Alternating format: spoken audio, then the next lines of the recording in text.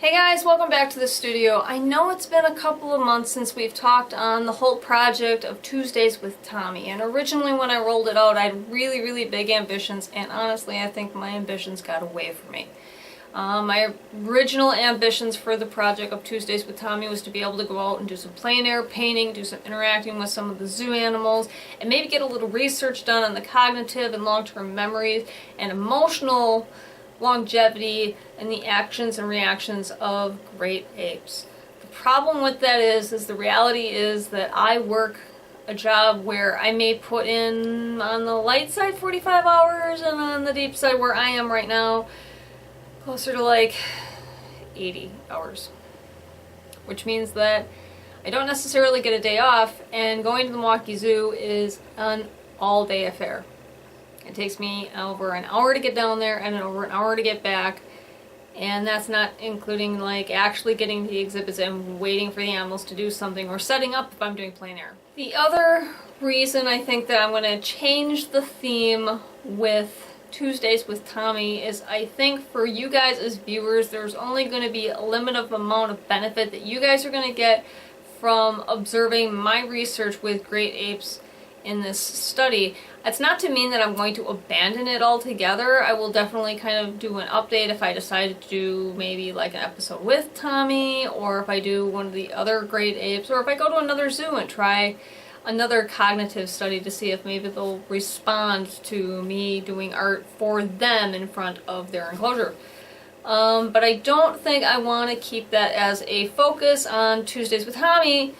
I want to make it something more reliable, more usable for you guys, and something that honestly I have not found on the internet, and if I were not necessarily able to get out and about, or I really was at 2 in the morning and really wanted some last minute research project and got the inclinations to go look up something that would be quick and fast and be right there at my needs for artist references. So Tuesdays with Tommy, and this is the big announcement, is shifting from the research project that it was originally based on to something of more of a weekly vlog, which is what I really wanted it to be, was more of a weekly vlog, and it's just, as a research project, is too much. So here's the new theme with Tuesdays for Tommy.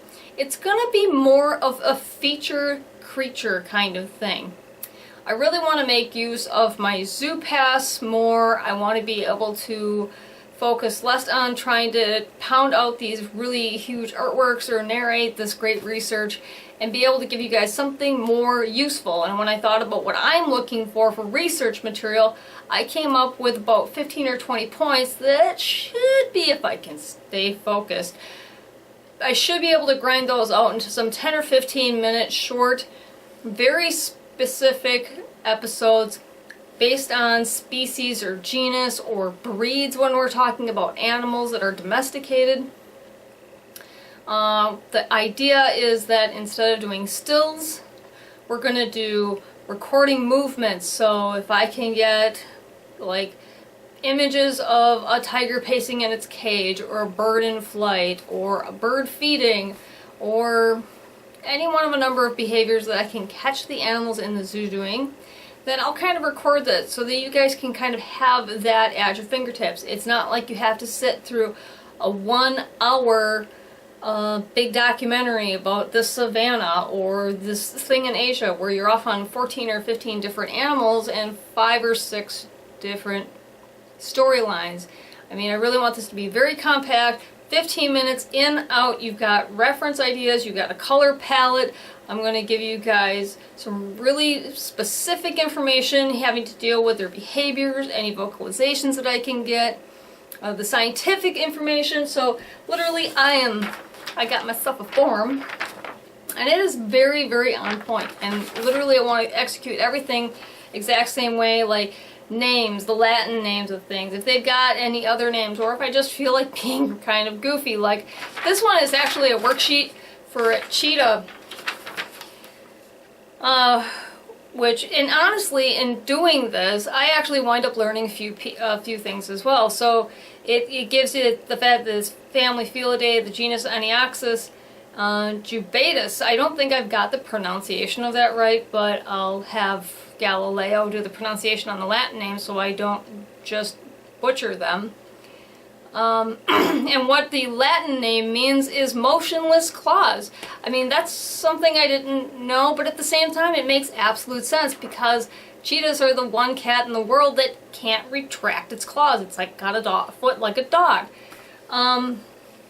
What their native range is, what food they feed on, their conservation status, you know, are they vulnerable, are they threatened, are they endangered?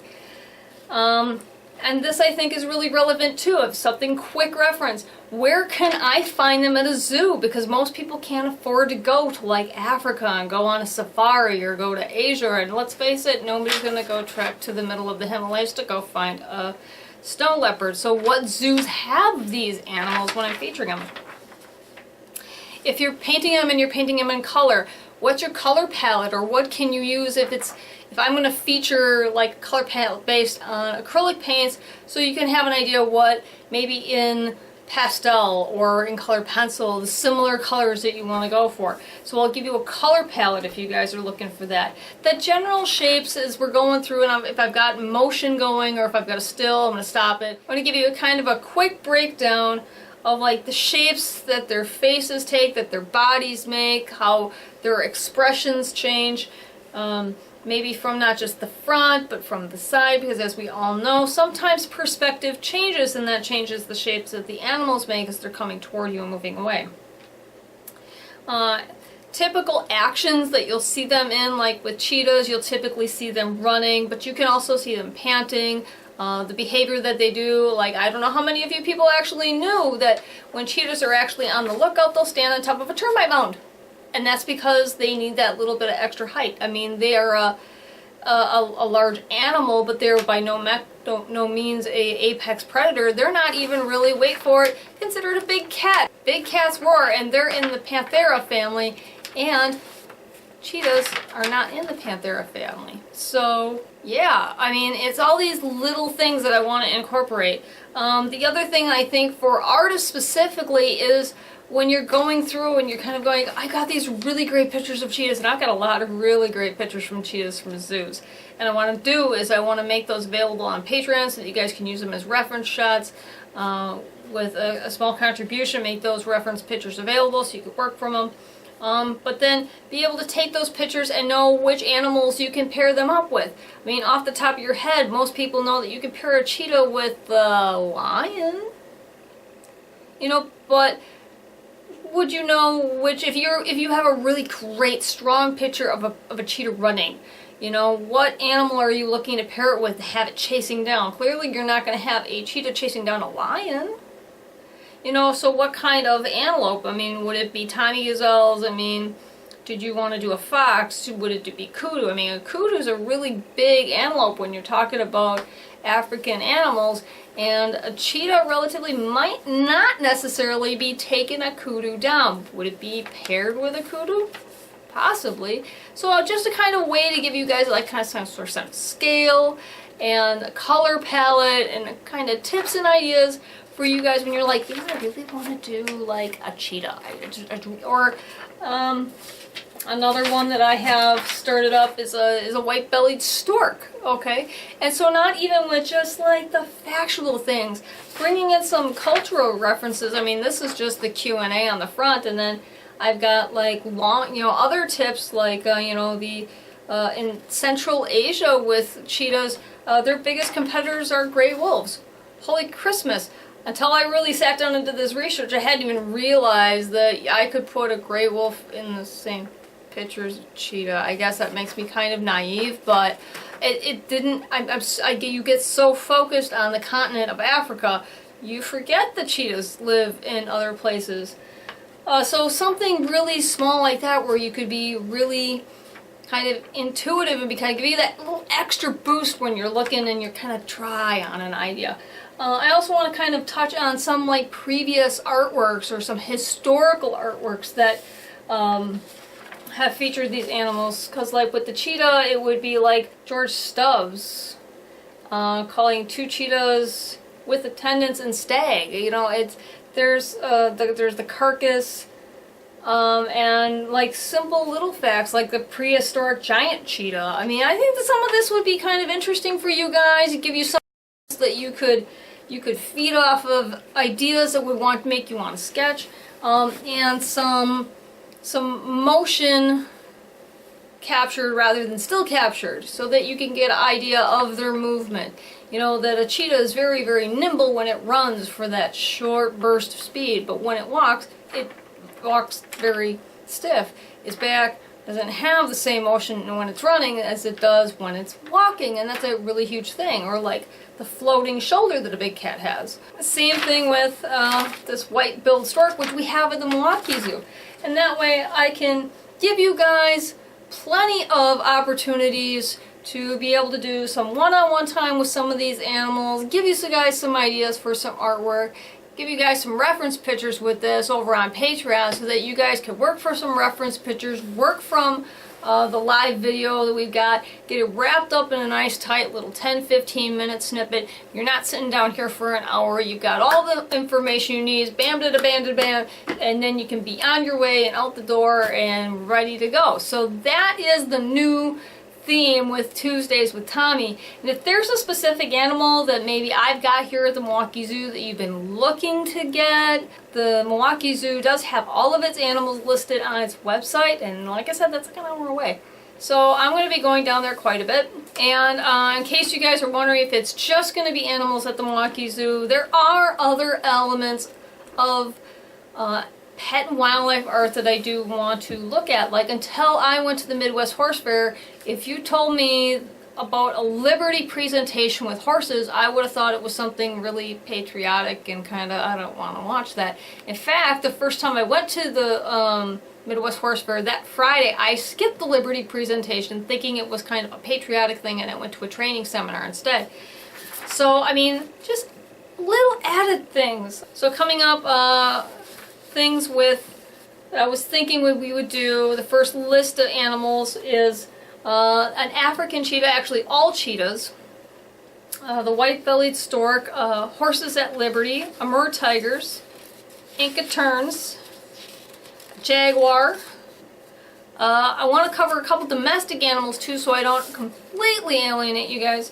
So I want to go over like some more maybe exotic colors of animals or variations. So I have some footage of what I thought was a really pretty black orchid. It was a black orchid beta. There's a red panda I've got some real good footage of. A golden-breasted starling is one of the last ones I got. A bearded barbet. And I do have my timberwolves on my list too, although the last set of footage I have is from Bay Beach, and I'm looking to figure out where I went with that B-roll, because if I don't have it anymore, I'm going to have to go back up to Bay Beach and reshoot it. So that's the new theme with Tuesdays for Tommy. I hope you guys are excited. I am currently working on editing some footage for the first couple of episodes. Because we're covering it from more of an artistic perspective, we want to include the stuff that you would want for your color palette, maybe potential positions that would give you better action lines, some tips for photography, stuff like that. Stuff that as an artist you're more looking for to maybe give your artwork a new spin, or give yourself a new perspective of theming that you want to go with, or angles that you can go from. I want to cover different breeds of animals, so different kinds of cats, different kinds of dogs, different kinds of horses.